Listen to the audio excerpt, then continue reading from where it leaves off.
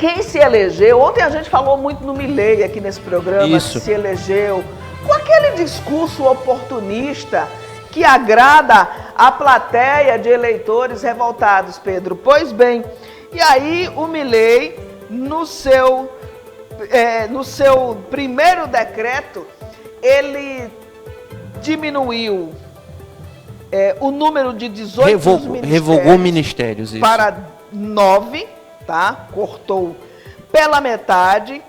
Porém, Milei fez aquilo que todo mundo sabe que a classe política gosta de fazer, que é beneficiar os seus. Ele revogou, Pedro, uma norma sobre nepotismo, simplesmente só para nomear a irmã.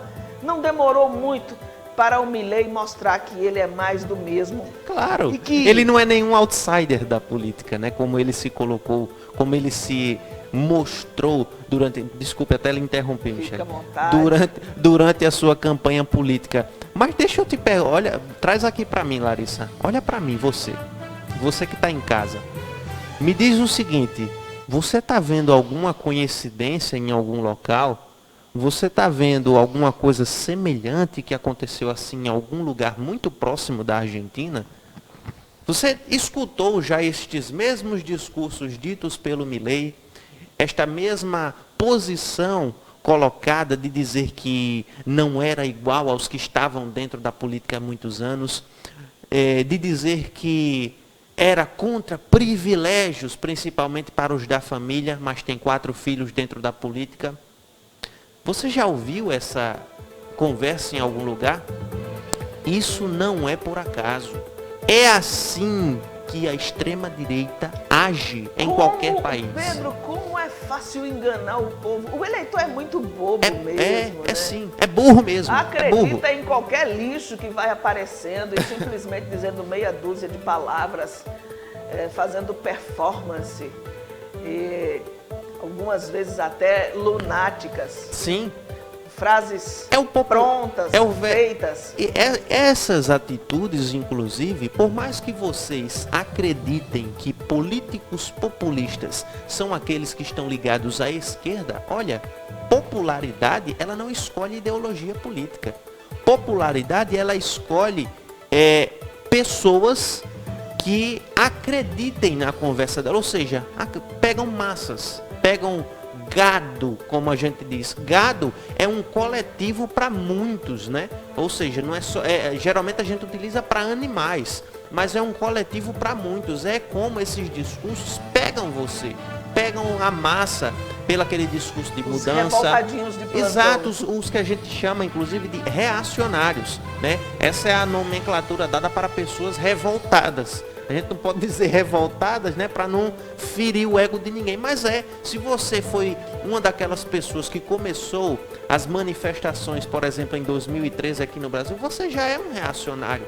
Porque você se incomodou com o aumento de 30 centavos na gasolina. Mas você não se incomodou com o aumento de quase R$10 na gasolina no governo Bolsonaro. Com as joias roubadas, com os discursos homofóbicos, transfóbicos, racistas, separatistas. E olha, né?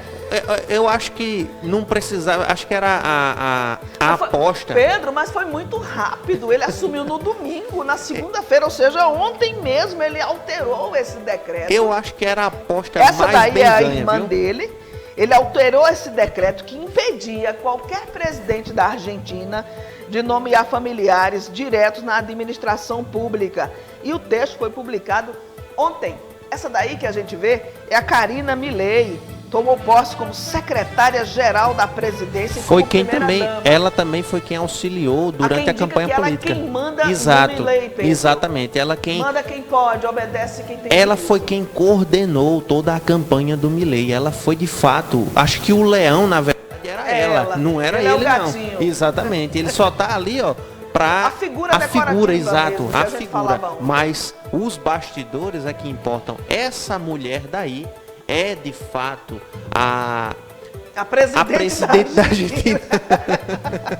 Disse bem. Oficialmente, quem ocupa o cargo é responsável por auxiliar, esse cargo que ela ocupou, né? Que ela está ocupando, é responsável por auxiliar o presidente na recepção de políticas, na concepção de políticas públicas, preparar mensagens e executar tarefas cerimoniais e protocolares, segundo a imprensa argentina. E segundo o jornal Clarín, Karina é a pessoa mais próxima e influente de Milei. O presidente se emocionou ao empossar sua irmã em cerimônia lá na Casa Rosada. Vamos ver essas imagens? Licenciada Karina Elizabeth Milei, jurás por Dios y por la patria sobre estos santos evangelios desempeñar con lealtad y patriotismo el cargo de Secretaria General de la Presidencia de la Nación, para el que ha sido nombrada, cumpliendo y haciendo cumplir, en cuanto vos dependa, la Constitución de la Nación Argentina. Sí, juro.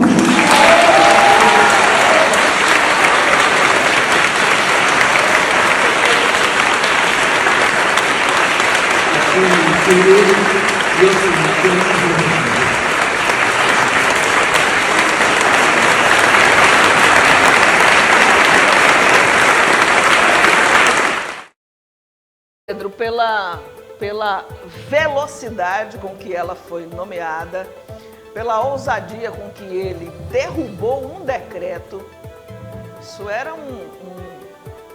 uma norma na Argentina. Nenhum presidente poderia ou podia nomear parentes de primeiro grau. E o Milei fez isso. Ou seja, não demorou nem uma semana para ele mostrar que ele é um produto do meio. É a mesma, é o mais do mesmo, né? E outro exemplo, né, essa velocidade com a qual ele nomeou a própria irmã, isso mostra o grau. A matéria do UOL diz que ela é influente, ela tem influência, exerce influência sobre o Milei. Mas se nós observarmos essa rapidez, né, essa velocidade astronômica com a qual ele a nomeou, dá para a gente perceber o quanto ela é influente sobre ele, o quanto ela exerce influência sobre ele. Como eu havia dito, foi relatado por lá de que ela realmente foi quem coordenou toda a campanha do Milei, quem participava nos bastidores. Agora, como é que o argentino, o povo argentino, o eleitor argentino revoltado, como é que ele recebeu isso aí? Ou ainda ele está em nuvens? Acho que está em transe ainda. Está em transe ainda, né? Tá enxergando isso aí como algo normal. Tá numa histeria. Como, Michel, sabe como é que eu posso explicar melhor? Eu posso pedir você para ir ver a nossa coluna social a respeito de como as eleições na Argentina têm as mesmas características nas eleições do Brasil. Isso eu não estou querendo dizer só a pessoa política, eu estou querendo dizer até o comportamento humano nessa situação. Porque você veja bem, foi exatamente da mesma forma que o Bolsonaro foi eleito. Foi por pessoas insatisfeitas, pessoas reacionárias que queriam alguém novo na política, e aí, muito oportunamente, vem uma pessoa que foi colocada na política. Como é que você traz alguém novo na política que já está há 30 anos na mamata da política? 30 anos da política improdutivos para o país, só falando besteira, né? Bostiferando pela boca o tempo todo. E aí como é que o eleitor tem santa paciência, né? É um eleitorado realmente anencéfalo. É o que a gente pode dizer. E aí eu pago qualquer preço mesmo, claro, pelas palavras do que eu falo. Assim como foi também o Donald Trump, né? Donald Trump, que ele é um bilionário, herdeiro já de muitos anos.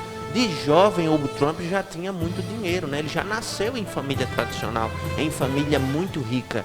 E ele se colocava como alguém outsider da política também. Mas era louco para ter a política, quem sabe? Quer entrar na política, furar o bloqueio daqueles que já estão lá dentro, porque é difícil. É difícil, fácil, é né? difícil. Basta ensaiar esse discurso. Exato. Eu não sou político, eu odeio a política, eu vou acabar com os corruptos. Basta esse discurso, ó, na mosca, você consegue como agradou juntar aqui, um né? monte de imbecil e votar em você no dia da eleição. Um exemplo muito claro de hipocrisia dentro da política, eu acho que é o ex-juiz Sérgio Moro. Porque era a pessoa que mais se colocava contra privilégios. O Comim? Contra... Como é que esse cara conseguiu ser juiz, Pedro? Eu também não sei. Passar em Eu também provas, não em sei. testes. Só mostra, Ele assassina a língua portuguesa. só mostra cada que a vez gente fala. tem que observar muito bem quem hoje está se colocando como magistrado, né? Não são todos esses que se dizem doutores da lei, mas que entendem e compreendem a lei. Eu acho que até agora uma das poucas pessoas que vi realmente, de fato, que entende a Constituição é o atual ministro da Justiça, Flávio Dino, que tem a sua bagagem e tem propriedade no que fala, pois é professor.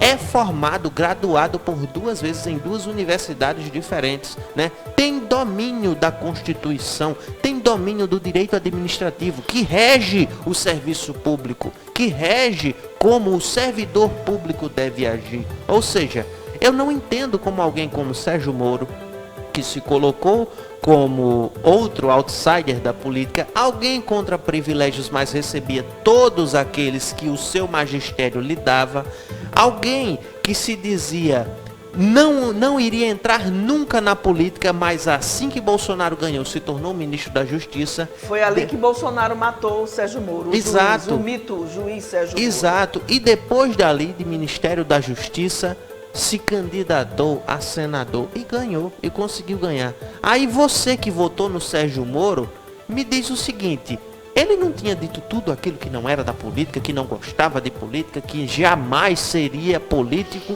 E por que entrou? Mas aí eu falei agora há pouco, esse é o discurso perfeito para conseguir votos. Mas você se coloque no lugar desse eleitor do Sérgio Moro. Você não se sente um pouco idiota? Você não se sente enganado? Ou você se sente feliz por alguém mentir? Muitos estão achando que está sendo feito um complô contra Sérgio Moro. Pois Entre é. 10